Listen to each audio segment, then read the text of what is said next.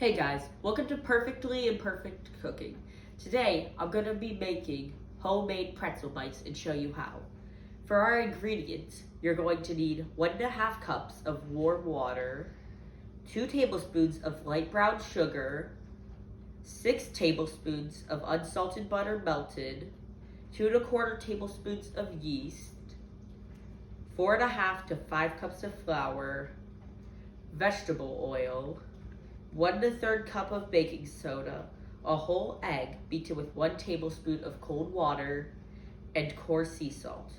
You are not going to need the baking soda, the egg beaten with cold water, or the sea salt till later though. Alright, let's get into cooking. Alright, now we're going to start by adding our brown sugar, our salt, our yeast, our water, and our butter together to get it to start forming. Alright, so we start by adding 2 tablespoons of light brown sugar. Doesn't have to be completely perfect, but you don't want too much.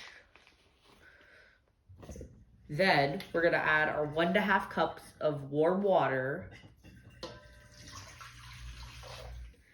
Then we'll add our yeast, which is 2 1/4 teaspoons.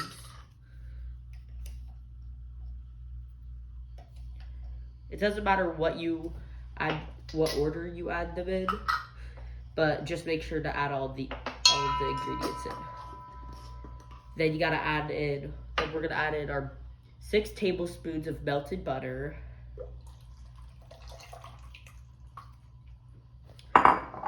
and we're gonna add our 2.5 teaspoons of kosher salt.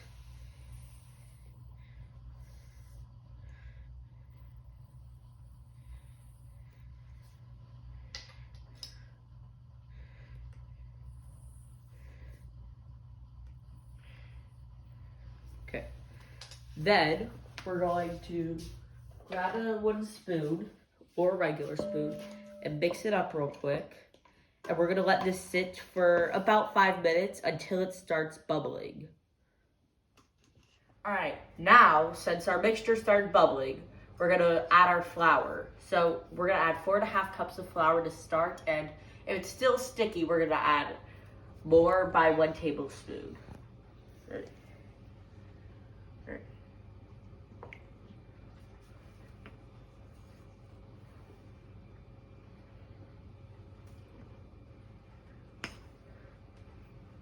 What I'm gonna do is mix with a spoon so everything gets incorporated, but then I'm gonna flour my hands and then mix with my hands. But you can also use a dough hook attachment if you have a stand mixer. But since I'm not that fancy, I'm just gonna use my hands because I think that also works really well though.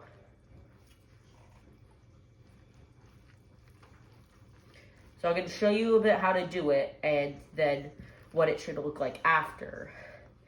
Then we're going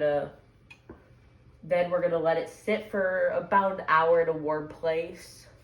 Could be more than an hour if you'd like. And then we're going to move on to our next step. So what you're going to do is get in with your hands and just incorporate the flour with all of the dough. And if the dough's still sticky, you're going to want to add more flour. But you don't want to add too much flour, otherwise it's not going to taste good. So all you got to do really is lift up and then push down into the dough. So take the dough and lift up and push down and knead it. Alright, this is a really simple recipe and it doesn't take too long usually to mix it all up. But you want it so you don't see like flour sticking out everywhere and all that. Okay. So this is what your dough should look like, and where all the flour is incorporated, and then you want to kind of just shape it into a ball like mine. It doesn't have to be a perfect ball. And then you're going to grab your oil. I'm just going to use spray. And you're going to spray the bowl down. You don't have to clean the bowl. And then you're kind of just gonna coat the dough into the oil a bit so it doesn't stick. And then what I do is I cover it in a towel and put it in the oven I preheat the oven to low heat. And then once it heats up, I turn it off and put the dough in so it has a warm place to rise. But you can cover it with plastic wrap and let it rise anywhere. That's just what I do. All right, so you're gonna want to start after the dough comes out of the warm place for an hour. You want to start by getting water boiled, and then you're gonna flour a glass cutting board, and you're gonna split your dough in half, which I've already done. And then you're gonna grab half of your dough, coat it in flour really quick, right in the flour here you lay down. And then you're gonna wanna kind of shape it like a pizza dough. And you don't wanna make it too thin, but not too thick either. And then all you gotta do is cut it up. Here, I'll show you how. So it's all about an even thickness here. It's not perfect. And also the cuts aren't gonna be completely perfect, and that's okay. So we're gonna start by using your pizza cutter, and you're just gonna cut them into tiny pieces. They don't all have to be perfect. And then once you do that, they should look like this one. This one's gonna be like the best looking one, probably. Well, one of the best looking ones.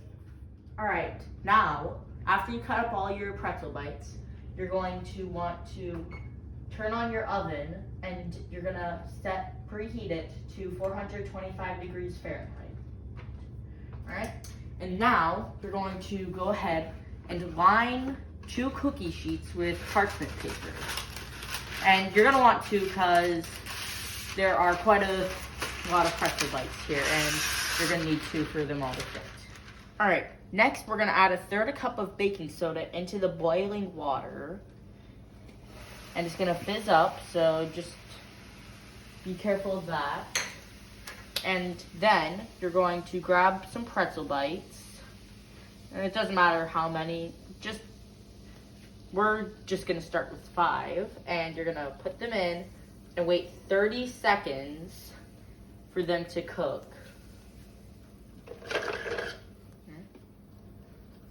All right, we got about 10 seconds left before we need to take them out.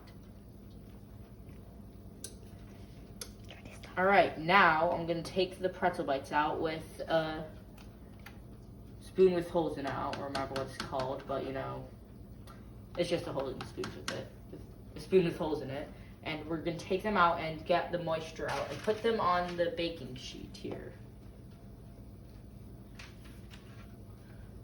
And it doesn't matter about like a certain order that you put them in. You just wanna take them out and put them on, all right? Go. The pretzel bites finished in the water, so now we're gonna make the egg wash for them. So you're gonna start by cracking your egg, and you're gonna go ahead, crack that, and you're gonna mix it with 1 tablespoon of cold water. Then you're gonna go ahead and mix it up real quick so it's a nice thin egg wash, because you don't want it too thick. All right, and it should look about like this, like a more light color. Then you're gonna take some of your egg wash, with a pastry brush, kind of just paint it on to your pretzel bites.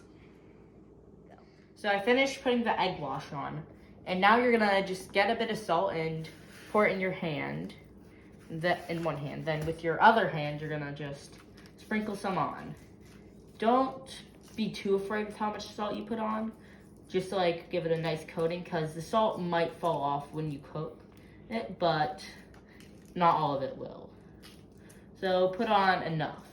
And don't judge me about how the pretzel bites look, because when you taste them, they're gonna taste way better than they look.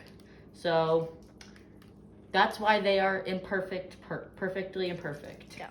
And now we're gonna put the pretzel bites into the oven for about 15 minutes. All right? Yeah. So this is what your pretzel bites should look like after they come out of the oven.